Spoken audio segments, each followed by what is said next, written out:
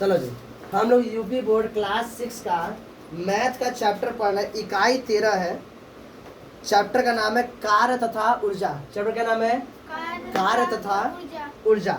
अब देखो समझो, हम लोग जब आम भाषा में कार्य मतलब काम समझते हैं। कार्य मतलब काम, जैसे कोई भी काम कर रहे हो तो क्या कहलाता है? कार्य कहलाता है।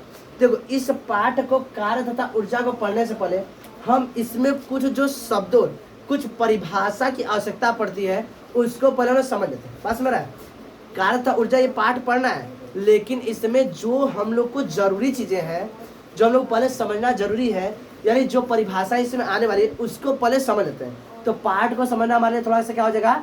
आसान हो जाएगा। अगर सही से पढ़ोगे तो पाठ हमारे लिए जरा सा भी कठिन नहीं लगेगा। तो पाठ का नाम है कार्य। तुम लोग दिन भर में अनेकों कार्य करते होगे, नहीं? सुबह सो के उठ जाते हो, नहाते हो, नाश्ता करते हो, फिर उसके बाद तैयार होते हो, फिर स्कूल जाते हो, स्कूल में जाकर पढ़ते हो, फिर लंच करते हो, फिर खाना, फिर पढ़ते हो, फिर घर आते हो। ये सभी क्या होते हैं? कार्य होते हैं। ये तो आम भाषा में। विज्ञान के भाषा में क्या कार्य होता है ये हम लोग अभी समझेंगे, लेकिन उसके पहले क्या समझते हैं? यह जो हम लिखे हैं इसको समझते, क्योंकि इन शब्दों का हमारा क्या होगा? कार्य में जरूरत पड़ेगा।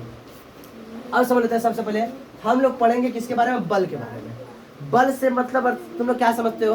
बल का मतलब ताकत, ये ना सोचते हो? वह व्यक्ति अधिक बलवान है, अर्थात वह व्यक्ति अधिक शक्तिशाली है, ये ना समझ आता है? अब है कि नहीं उससे मतलब हम लोग बल का मतलब क्या समझते हैं?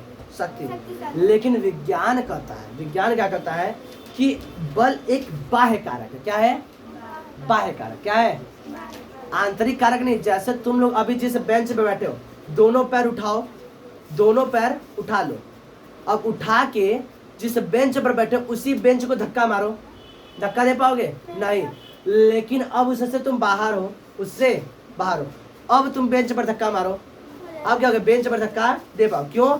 क्योंकि अब तुम उससे बाहर कार्य करो। क्या करो? तो यह बाह्य कारक है। बल क्या है? एक ऐसे हम इस बेंच पर बैठ जाए, इस बेंच पर बैठ जाए, अब इस बेंच को धक्का मारेंगे, धक्का मार पाएंगे? नहीं मार पाएंगे। झटका नहीं, धक्का ऐसे करके नहीं मार पाएंगे। लेकिन जैसा ही हम इस पे से उतरेंगे, अब इसको धक्का मारे तो आसानी से धक्का दे पाएंगे। पास में रहे? तो इसी तरह बल कैसा है? कारक है, बाह्य कारक है, अंदरूनी कारक नहीं है। बल कैसा है? बाह्य कारक है, जो किसी भी वस्तु की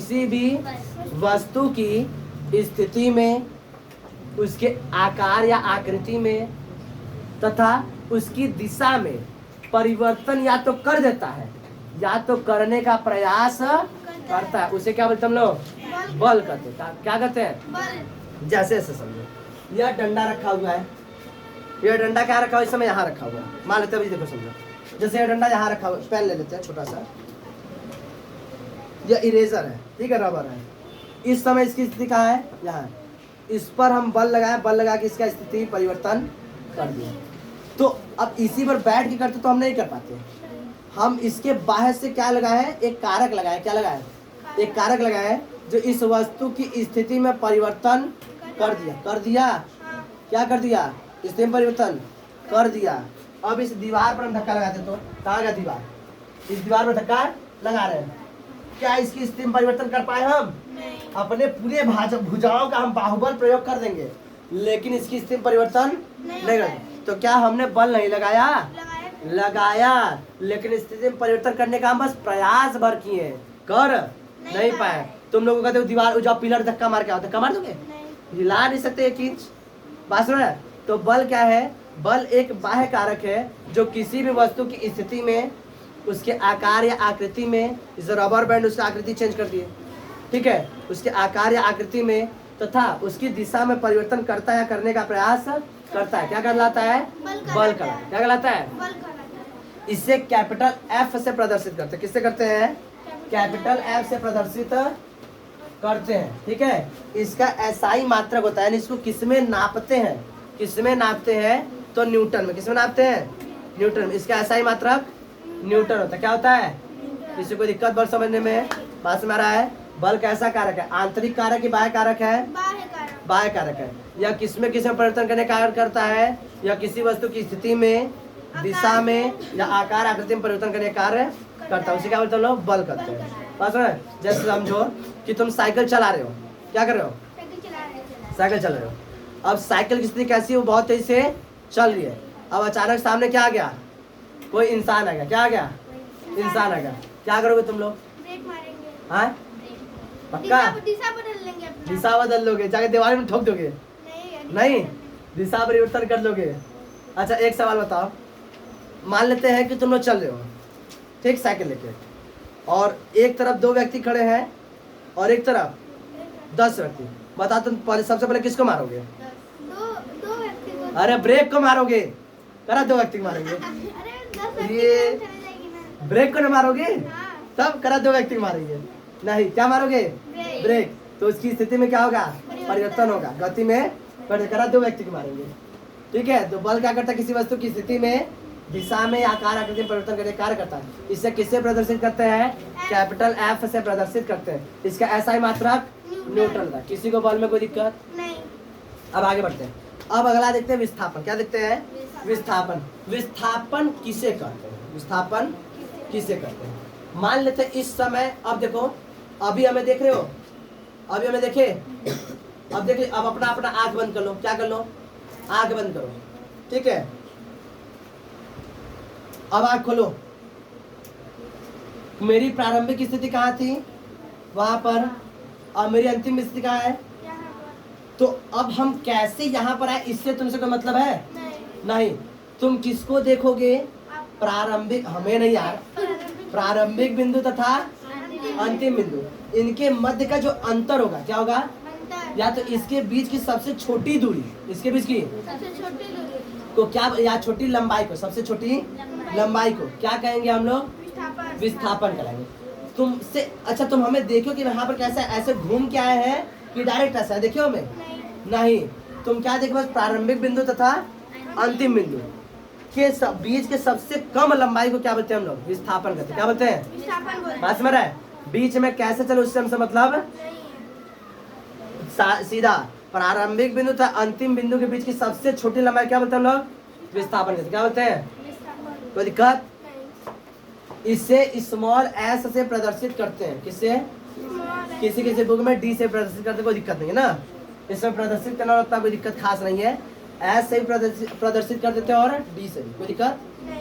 ठीक है, इसे स्मॉल s से प्रदर्शित करते हैं तथा इसका SI मात्रक मीटर होता है। क्या होता है? मीटर होता है। इसमें समझने में कोई दिक्कत हुआ? नहीं। इसको लिख लो। अभी आगे समझा रहे हम कार्य किसको कहते हैं। जाओ देखो जी, ध्यान समझो। बल हम लोग समझ लिए और विस्थापन समझ लिए। अब हम लोग पढ़ने जा रहे हैं चैप्टर पर, और चैप्टर का नाम क्या है?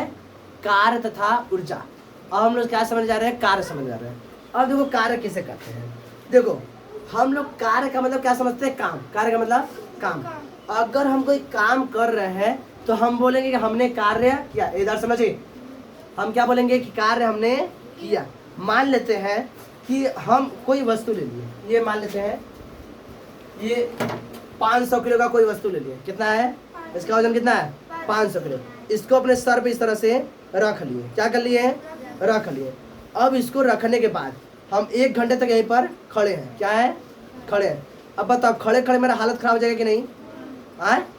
खड़ा हो जाएगा? 2 घंटे तक खड़े हो गए, क्या हो जाएगा? एकदम पसीना पसीना से तरबतर हो जाएंगे। क्या हो जाएंगे? तरबतर हो जाएंगे। चलो इसको अब लेकर हम टहल भी गए। क्या कर लिए? यहाँ से लेकर वहाँ कहाँ तक चले गए? रोड तक चले गए, और वहाँ से तिराहा से वापस भी आ गए। तिराहा से वापस भी आ गए। अब बताओ मेरा हालत क्या होगा? एकदम हालत क्या, एकदम पसीना, एकदम तरबतर हो जाएंगे। और हम क्या कहेंगे? हम क्या बोलेंगे? कि हमने बहुत कार्य किया। तब से विज्ञान आएगा। कौन आएगा? क्या? तुमने 0 कार्य किया। कितना कार्य किया? 0। हम तुरंत कहेंगे एकदम इना चोल बे, हमने इतना कार्य किया। कार्य किया कि नहीं? लेकिन विज्ञान कहेगा कि कार्य नहीं किया। तो अब पूछेंगे ना, तो अच्छा बताइए विज्ञान की भाषा में कैसे माना जाएगा कार्य किया? तो विज्ञान बताएगा कि मेरी भाषा में कार्य का मतलब होता है, सबसे पहले 2 शर्तों को पूरा करना होगा। पहला शर्त कि जिस वस्तु पर कार्य कराना है उस पर सबसे पहले क्या लगाना होगा? बल। क्या लगाना होगा? बल। एक तो हम लगा दिए बल, बल लगा दिए। बल किस दिशा में लगा, वो किधर हमें ठेल रहा है, ढकेल रहा है नीचे की ओर। बल किधर लगाना चाहिए, ऊपर की ओर। बल किस दिशा में है, ऊपर की ओर। विस्थापन बल की ही दिशा में होना चाहिए, किधर होना चाहिए। तो हम बल लगाए थे ऊपर की दिशा में, और विस्थापन क्या ऊपर की दिशा में किए, नहीं। तो जब विस्थापन बल की दिशा में हुआ नहीं तो कार्य बराबर जीरो, कार्य बराबर जीरो। तो सबसे दो शर्तों अगर पूरा नहीं होगा तो विज्ञान का कार्य नहीं हुआ। सबसे पहला कि वस्तु पर बल लगना चाहिए, और वस्तु में स्थापन बल की ही दिशा में होना चाहिए। किसकी दिशा में, बल की दिशा में। नहीं तो दो मिला खड़े हो जाएंगे ट्रेन के सामने और लगा देंगे, इसे ट्रेन आ रहा है बल लगा दो, अब बल ढकेल करके चलेगा ट्रेन तुमको, आप कहोगे ये हमने कार्य कर दिया। ढकेला कौन, ट्रेन ना। तो तुमने बल की दिशा में थोड़ी ना विस्थापन करा दिया तुम, हाँ ट्रेन ने करा दिया, ट्रेन ने कार्य कर दिया तुम्हारे ऊपर। जाओ कार्य करने, कार्य तुम्हारा कार्य समाप्त कर दिया, बस में रहा है। तो क्या कौन कौन शर्त है, सबसे पहला वस्तु पर बल लगना और वस्तु में स्थापन बल की ही दिशा में होना चाहिए, अन्यथा कार्य नहीं माना जाए। कोई दिक्कत।